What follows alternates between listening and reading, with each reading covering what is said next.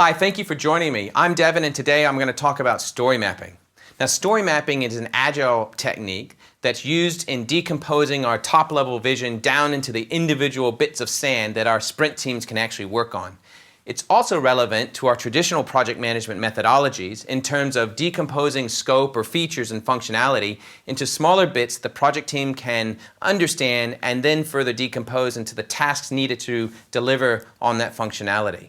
So let's take an example together so that you can understand how this technique works. First off, it's important to understand the framework of the whole user story. In an agile approach, we talk about mountains, boulders, rocks, gravel, and sand. That aligns to our vision for our overall product. Where do we want to be at the end once the software has been developed or the project's delivered?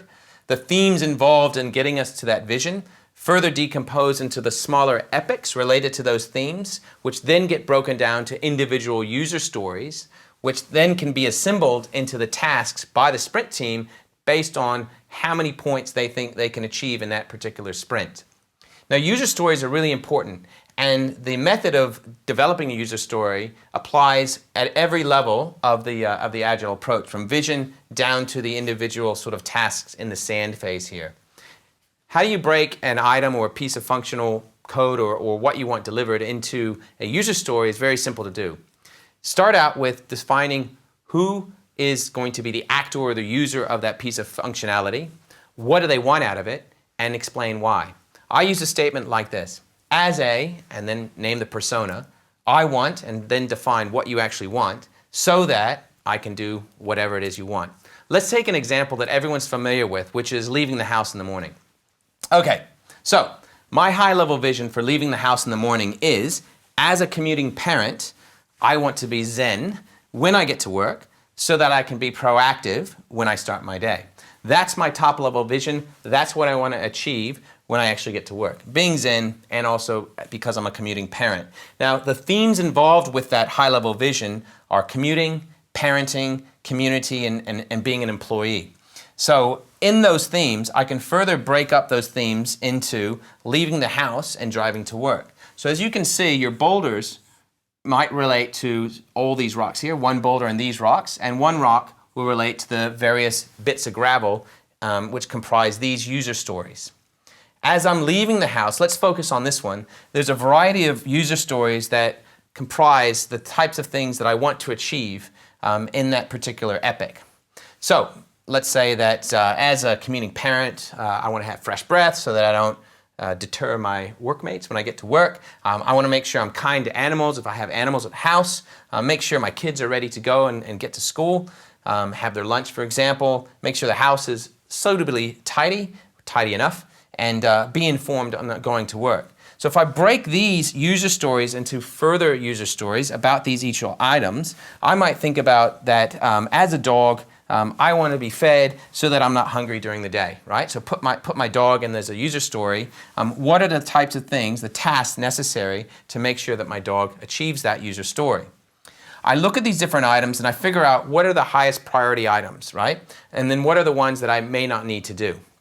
So for example, just looking at these little individual user stories, which will then go comprise the sprint that I need to do. Yeah, I could read my email, but it's not really that relative. Sure, I could look at the news, but probably don't need to look at the news as I'm leaving the house. Perhaps I can listen to the news on the radio on the way in. Lunch and brekkie, feeding the animals. Look, maybe that's things that I can delegate to the kids. Maybe they can participate as part of that sprint team in achieving the objective. So let's look at the whole epic of leaving the house, breaking these different user stories into smaller tasks. I can then assemble my storyboard.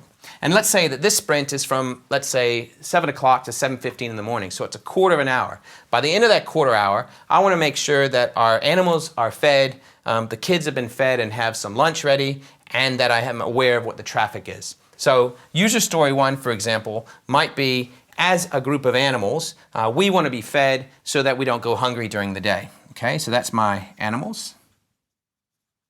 From those animals, I can list out a whole bunch of different tasks required to be done. So they need to be fed, they need water, probably a little bit of petting to make sure they are happy.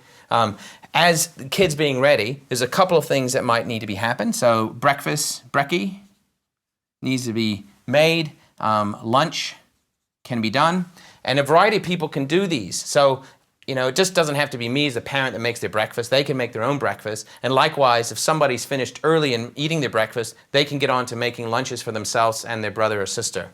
The third thing that I want to focus on for this particular sprint is being informed. So as a commuter, of course, I want to be informed so that I know which route to take to school or to work. So understanding traffic is something, again, that the whole team can do. Sure, I could look at the traffic website, or my kids who are taking devices to school now are probably better informed in figuring out what's the best way to get to school. So as a team, we can achieve these objectives. And on your storyboard, that as you put in your to-do list, as you complete those tasks, you of course move them into doing, make sure they've been QA'd, and then lastly, if they're done, you check them off as done. This is how you assemble a storyboard, starting at the high-level vision and breaking it down into smaller and smaller chunks, using our use case technique of stating, as a actor, I want, and then you talk about the feature that you want, so that, and talk about your end game. So remember, when story mapping, you want to keep breaking your user stories down from mountains into true grit. Thank you for joining me. For more project management tips and techniques, come see us at projectmanager.com.